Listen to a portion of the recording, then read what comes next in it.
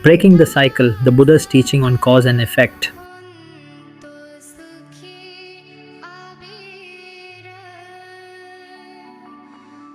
Why do we suffer? Why do beings continue to wander endlessly through samsara, birth, aging, sickness, and death, despite their best efforts to find lasting peace and happiness? The Buddha, out of great compassion, uncovered the root cause of this cycle: ignorance of cause and effect. This is presented with metta, loving kindness, for people from all walks of life who experience suffering. Its deeper purpose is to awaken and strengthen the five spiritual faculties, Pancha Indriya, Saddha, faith, to begin the journey; Virya, effort, to persist through difficulty; Sati, mindfulness, to remain steady; Samadhi, concentration, to quiet the mind; and Panya, wisdom, to realize the truth. Let this be not just concepts, but a mirror for reflection, a compass for practice, and a companion on your path to liberation. The Four Noble Truths, Chaturarya Satyaya, are both deep and subtle. In the Neyapugala Sutta of the Anguttara Nikaya, the Buddha describes four types of individuals. 1. Uggatitanyu, those who attain path and fruit, Magga Phala, immediately upon hearing a brief Dhamma exposition, like Venerable Sariputta and Moggallana. 2. Vipachitanyu, those who attain enlightenment after hearing a detailed Dhamma discourse.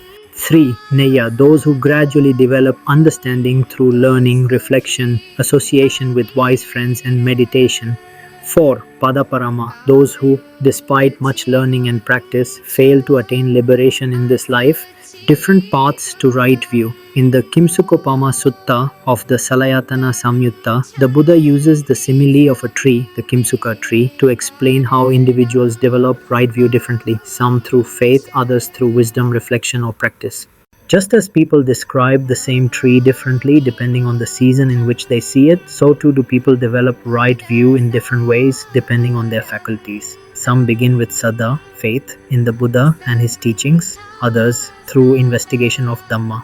Some arrive by reasoned contemplation, and others through direct meditative insight. However, the Buddha makes it clear that despite the different approaches, genuine right view is only complete when one understands and penetrates the Four Noble Truths through one's own experience. Until then, any view remains partial or superficial. While initial faith or reasoning may point one toward the Dhamma, it is through direct insight into the nature of suffering, dukkha, its cause, samudaya, its cessation and nirodha, and the path, magga, that one truly establishes right view. Right view is ultimately verified through experiential wisdom, vipassana, panya. All skillful beginnings, whether based on faith, reason, or meditation, must culminate in insight that sees things as they really are, yathabhuta jnana, breaking the fetters of delusion and paving the way to liberation. 8 qualities for success in this life and beyond. In the Vyaghapajja Sutta, Anguttara Nikaya, the Buddha explains to Digajanu, the Kolian prince, how lay people can achieve happiness in this life and the next. 4 qualities for this life. 1. Uthana Sampada, diligence in work. 2. Arakha Sampada, protecting one's wealth. 3. Kalyana Mitata Sevana, association with good friends. 4. Samajivikata, balanced livelihood. 4 qualities for the next life. 1. Saddha Sampada, faith in the Dhamma. 2. Sila Sampada, moral discipline. 3. Chaga Sampada, generosity. 4. Panya Sampada, wisdom. From this, the Buddha clearly points out that even while living the lay life, if one cultivates qualities such as observing the 5 precepts and other wholesome qualities conducive to both this life and future lives, one can indeed fulfill the Noble Eightfold Path and attain Nibbana. Why moral discipline, Sila, is the foundation of liberation. The importance of observing moral discipline, Sila. According to the law of cause and effect, Hetu Phala Dhamma, the attainment of Nibbana without moral conduct is not possible. A remarkable sutta that illustrates this is the Ratha Vinita Sutta of the Majjhima Nikaya. In it, the Venerable Mahapunna Mantaniputta offers excellent answers to questions posed by Venerable Sariputta using the simile of 7 chariots. Venerable Sariputta inquires, "Friend, is purification of virtue the same as final Nibbana without clinging?" Punna, "No, venerable friend, Sariputta. Is purification of mind the same as final Nibbana without clinging?" Panna, "No, friend." Sariputta, "Then, venerable friend, is purification of view, overcoming doubt, knowledge and vision of what is path and not path, knowledge and vision of the way, knowledge and vision the same as final Nibbana without clinging?" For each, Punna said, "No, venerable friend." Sariputta: "Then, friend, is there any other path outside of these that leads to final Nibbana without clinging?" Punna: "No, venerable friend." Sariputta: "Then how should this be understood, venerable friend?" Venerable Punna explains with a simile. Venerable friend, imagine King Pasenadi of Kosala, residing in Savatthi, has urgent business in Saketa. He rides the first chariots to the second, then leaves it behind, from the second to the third, and so on, finally arriving in the seventh chariot. Though the king never used one chariot for the whole journey, each was essential to reach his destination. In the same way, venerable friend, purification of virtue supports the attainment of purification of mind. Purification of mind supports the attainment of purification of view. Purification of view supports overcoming doubt. Overcoming doubt supports knowledge and vision of what is path and not path. That supports knowledge and vision of the way. That supports knowledge and vision, which ultimately supports final Nibbana without clinging. Venerable Sariputta acknowledged this answer with deep gratitude, for there was no clearer or more precise way to convey the truth. In the Majjhima Nikaya commentary, it is explained that the Buddha taught using two truths: conventional, e.g., persons, devas, and ultimate, e.g., impermanence, non-self. Like a skilled teacher using students' native languages, the Buddha tailored his Dhamma to suit each person's understanding. Though he used worldly terms, he never spoke falsely, for conventional truth too is valid. These two, conventional and ultimate, are the only truths. There is no third. Please do not take this as a final verdict to be fully accepted or rejected. Rather, consider it like hearing the first few notes of a deep and beautiful melody. A few notes alone cannot capture the full harmony of the entire composition, just as this offers only a brief introduction to the vast and profound wisdom found in the Buddha's Dhamma.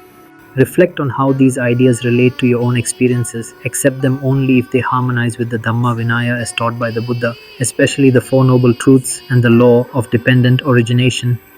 Read the referenced suttas for yourself and strive to understand their deeper meaning.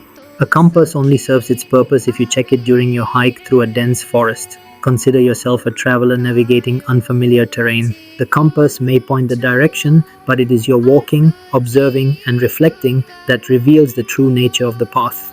Similarly, understanding the Buddha's teachings requires ongoing investigation, contemplation, and application in daily life. Liberation unfolds gradually through learning, reflection, and direct practice, step by step, leading toward the truth realized by the Buddha.